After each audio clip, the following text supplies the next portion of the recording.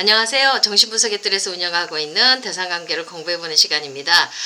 오늘부터는 저희들이 아들러의 인간이해라는 책을 공부해보도록 하겠습니다. 물론 아들러가 정신분석학자는 아닙니다. 그렇지만 이 아들러의 책을 읽어보니까 그 베이스에 정신분석 이론이 들어가 있더라고요. 아들러가 프로이드와 같이 연구를 했던 분이시죠. 중간에 이제 서로 그런 심리 이해 이론적인 부분에 대해서 조금 이견들이 있어서 갈라져 나가시긴 했지만은 완전히 정신분석하고 결별하신 분은 아니고 그 이론 속에 조금 들어가 있더라고요. 그래서 그리고 또 이건 대단한 심리학자이시기 때문에 이분의 통찰을 통해서 또 우리가 인간 이해에 대한 부분들을 또 좀 더 우리가 깊이 할 수 있을 것 같아서 이 책을 우리 센터에서 한번 같이 공부해 보도록 하겠습니다. 그래서 당분간은 아들러의 인간 이해에 대한 책을 우리가 같이 공부해 보도록 하겠습니다.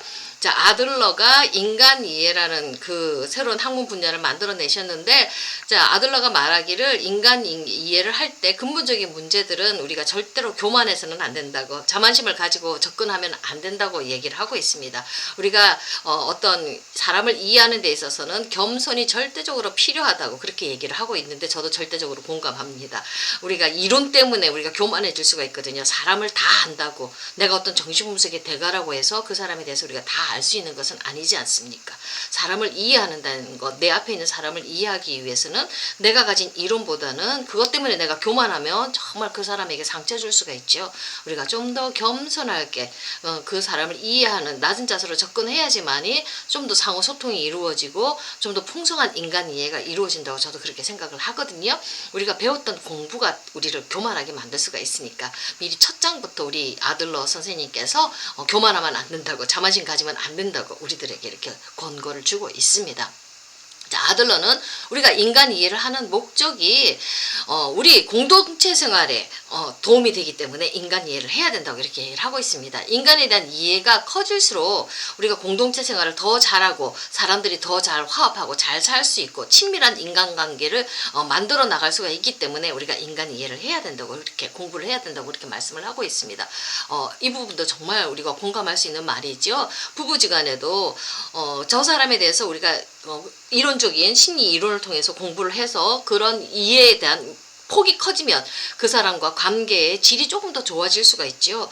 저는 제 남편도 같이 이렇게 정신분석을 공부하고 또 저도 정신분석을 공부하는데 두 사람 다 처음에는 성격이 너무 틀려가지고 굉장히 결혼 초반에는 어려움이 많았거든요. 근데 이런 공부를 하면서 나 자신도 이해하고 저 사람에 대한 이해의 폭이 넓어지니까 두 사람의 부부관계가 지금도 뭐 삐그덕거리긴 하지만 좀 더 많이 친밀함이 올라가는 그런 것들은 분명히 있거든요. 우리가 이론을 배우는 걸 통해서 인간이 어떠하다는 것을 저 사람이 왜 그런가를 우리가 배우는 것, 그 인간 이해가 되면 될수록 좀 더 우리 관계 속에서 조금 더 친밀하게 되어지고 좀 더 잘 화합할 수 있고 소통할 수 있는 그런 계기가 되어지죠. 그러니까 사람을 잘 이해한다는 게 이렇게 서로 공동체 생활, 부부관계뿐만 아니라 공동체 생활 속에서 큰 도움이 되기 때문에 우리가 인간 이해를 공부해야 된다고 이렇게 얘기를 하고 있습니다. 자, 아들러 선생님은요, 인간 이해는 신경정신의학이라는 그 학문을 바탕으로 형성한다고 얘기를 하고 있습니다. 우리 정신분석도 필요하지만 신경계통의 뇌의학 그런 부분에 대해서 우리 인간의 그 정서 심리를 또 많이 만져주기 때문에 그런 것도 반드시 필요하지요. 그래서 이런 것들은 많은 공부를 해야 됩니다. 그래서 헌신과 인내심이 결합된 그런 훈련이 요구된다고 인간 이해를 하기 위해서는. 그래서 우리 그 치료자로 살아가기 위해서는 정말 많이 배워야 되고요. 우리 많이 훈련 받아야 되지 않습니까? 분석 받아야 되고 개인 분석도 받아야 되고 슈퍼비전도 받아야 되고 정말 공부도 해야 되고 이런 헌신과 인내심이 결합된 훈련이 요구되어야지만이 제대로 된 인간 이해를 할 수 있다고 이렇게 얘기를 합니다. 자, 그리고 또 아들러가 또 정신분석하고 조금 비슷한 얘기를 하는 건 뭐냐면 인간의 정신생활을 구성하는 가장 강력한 요소들이 초기 유년 시절에 형성된다고 얘기를 합니다. 어렸을 때. 그것들이 만들어져서 그 구조가 그대로 성인이 되어도 나타난다고 얘기를 하거든요. 그러니까 초기 유년기 때 어렸을 때 어떤 삶의 방식들, 적응 방식들이 있지 않습니까? 그리고 그 아이가 추구하는 삶의 목표가 있지 않습니까? 그게 어른이 되어서도 똑같이 나타난다고 얘기를 합니다. 자, 우리가 적응하기 위해서 이 불안한 세상에 적응하기 위해서 어떻습니까? 회피라는 방어 기제를 쓰지 않습니까? 막 그 무서운 거 갈등적인 상황 그런 것들을 막 싫어서 막 우리들 히스테리 여자들은 회피라는 방어 기제를 많이 쓰거든요. 그러면 여기 어렸을 때 그 기제를 익힌 아이들은 계속 커도 어떤 삶에 어떤 문제들이 도종되면 계속 도망만 가지 않습니까? 자기의 그 슬픔과 괴로움의 감정들을 부인하면서 회피하면서 계속 회피가 아니라 행복하기를 원하지 않습니까? 어둠의 부분을 보지 않으려고 하는 그런 것들이 있거든요. 그러니까 어렸을 때 경험한 그런 그 사람의 성격 구조가 나중에 커서도 거의 바뀌지 않고 그 사람들이 똑같은 그런 삶의 태도를 패턴을 보인다고 얘기를 합니다. 그리고 이제 우리 인간들은 처음에 이제 적응하기 위해서 내가 엄마로부터 인정받기를 원한다면 커서도 계속 다른 사람들로부터 인정받으려는 삶의 목표를 가지고 살아가지요. 사랑받기를 원하면, 보호받고 사랑받기를 원하면 계속 커서도 이 삶의 목표는 사랑받는 걸로 그 사람의 삶의 목표가 정해지는 거지요. 그러니까 어렸을 때 구성했던 삶의 방식이 그대로 성인이 되어서도 똑같은 삶의 패턴을 만들어낸다고 얘기를 하는데, 요걸 바라보면, 요 패턴들을, 그 반복되어지는 패턴들을 바라보면 그 사람에 대해서 우리가 어떤 그 성격 구조를 우리가 이해할 수가 있다고 그렇게 얘기를 합니다. 그래서 이런 이유 때문에 아동의 정신생활을 탐구하는 게 중요하다고 얘기를 하는데, 제가 대상관계를 공부하는 입장에서 이건 정말 저도 100% 공감하고 있습니다. 자, 또 우리 아들러가 서론 부분에서 얘기하는 거 정말 중요한 얘기 하나 하죠. 참여하는 죄인이라는 얘기를 합니다. 이 인간 이해를 공부하는 사람은 의인이 아니라는 거예요. 참여하는 죄인이라고 얘기합니다. 참 멋진 말이지 않습니까? 우리 다 부족하지 않습니까? 근데 부족하지만은 우리 모자람이 있지만 우리 치료사들도 그렇지만 참여하고 반성하는 죄인이라는 겁니다. 의인보다 더 멋진 개념이죠. 우리 부족하고 모자라지만 끊임없이 내 삶의 태도를 성찰하고 회개하고 참여하면서 조금 더 나은 내일을 우리가 만들어 나갈 수가 있죠. 이런 사람만이 진정한 인간 이해를 탐구할 수 있는 사람이라고 얘기를 하고 있습니다. 자, 이런 참여하는 죄인은 어떤 사람이냐면 혼돈스러운 정신생활 속에서 많은 실수와 잦은 잘못 때문에 질곡에 빠져들었다가 한번 고통을 겪어봤다가 거기서 벗어난 사람들이라는 겁니다. 완벽하고 퍼펙트한 인생을 살아가는 게 아니라 어떤 실수와 잘못 때문에 어려움도 겪어보고 그 속에서 살아나오는 사람들, 이렇게 그 속에서 빠져나오는 사람들, 이겨내고 극복해낸 사람들만이 이렇게 인간 이해를 할 수가 있다고 얘기를 하고 있습니다.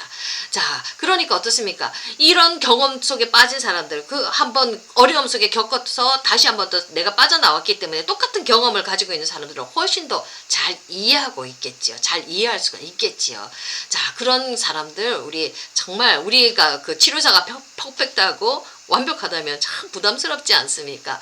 저도 초기에는 제가 전능해서 모든 걸 다 구해야 되고 다 치료해야 된다는 전능감에 쩔었는데, 이제 하면서 느끼는 건 보면은 정말 그게 아니더라고요. 부족하고 모자라는 거 많이 느끼거든요. 근데 이렇게 어떤 어려움 속에 빠져들었다가 다시 한번 더 일어난 경험들이 있는 사람들만이, 회복되어지는 경험들, 극복해낸 경험들이 있는 사람들이 똑같은 어려움에 겪는 그 사람에 대한 인간성에 대해서 깊은 신뢰를 가지고 믿음을 가지고 그 사람과 함께 낼 수가 있지 않습니까? 치료자에게는 바로 이런 덕목이 제일 중요하다고 저도 생각합니다. 그러니까 삶의 수많은 어려움을 한번 딛고 일어선 사람들, 또 일상의 늪에서 자신을 구해내고 더 나은 길을 찾아나갈 수 있는 사람들, 좌절하고 뒤로 물러서는 사람들이 아니죠.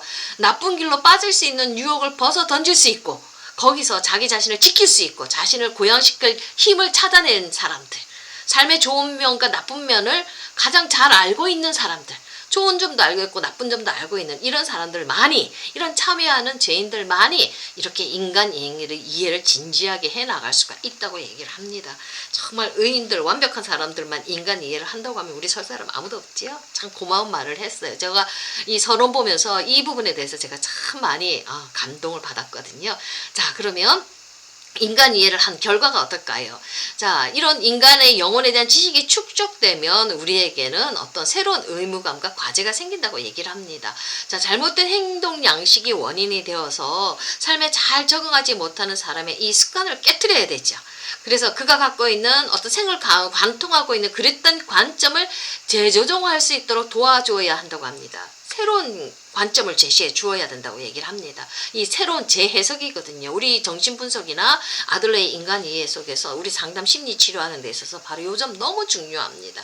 우리 잘못된 구조 속에서 계속 똑같은 패턴, 실수와 실패, 그런 잘못된 패턴을 반복하는 사람들, 자꾸 과거를 바라보면서 스스로를 부정하는 사람들을 향해서 우리가 어떻게 해야 됩니까? 과거를 안다는 건 거기에 머물러 있으라고 과거를 탐구하자는 거 아니거든요. 그 과거에 새로운 해석을 주는 겁니다. 새로운 관점을 관점을 제시해 주는 겁니다. 자, 요걸 하기 위해서 인간 이해를 해야 된다고 얘기를 하고, 이렇게 우리가 새로운 관점, 새로운 해석이 그 사람을 다시 새롭게 인생의 역사를 써나갈 수 있도록 만들어 준다고 하거든요. 이건 정신분석에서도 아주 치료에 중요한 포인트가 되는 것이죠.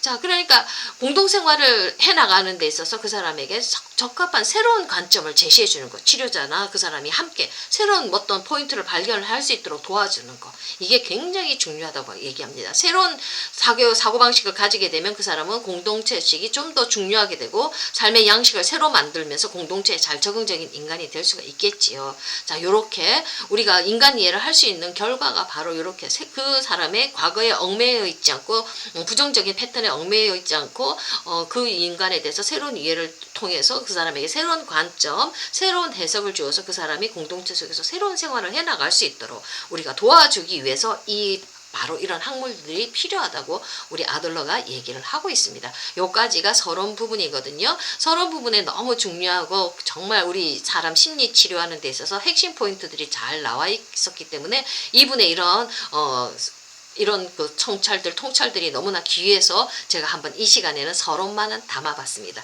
다음 시간에는 본격적으로 본론 부분 들어가도록 하겠습니다. 감사합니다.